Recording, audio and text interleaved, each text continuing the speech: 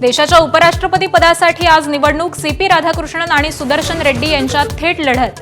BRS आणि बीजेडीचा मतदानापासून दूर राहण्याचा निर्णय. इंडिया आघाडीला धक्का.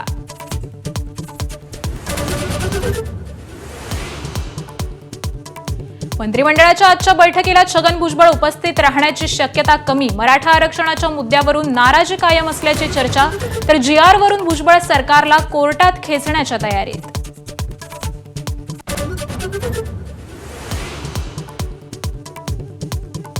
मराठा आरक्षणाच्या जीआर विरोधात ओबीसी नेत्यांच्या बैठकांचा सिलसिला. विजय वडेट्टीवारांनंतर आज मंत्री अतुल सावेंनी बोलावली ओबीसी नेत्यांची बैठक.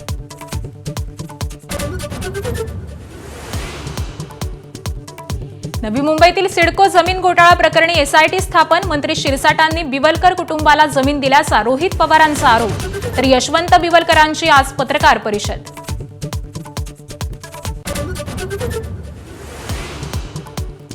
फेब्रुवारीपासून अनुदान न मिळाल्यानं राज्यातील शिवभोजन थाळी संचालक आर्थिक अडचणीत. सरकारकडे 200 कोटी रुपये थकीत.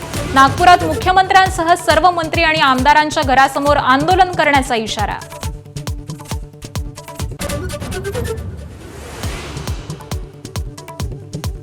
डोंबिवलीतील समर्थ अपार्टमेंटवरील कारवाई विरोधात गोंधळ. एबीपी माझाच्या बातमीनंतर तोडक कारवाईला स्थगिती. मनपा आयुक्तांची माहिती.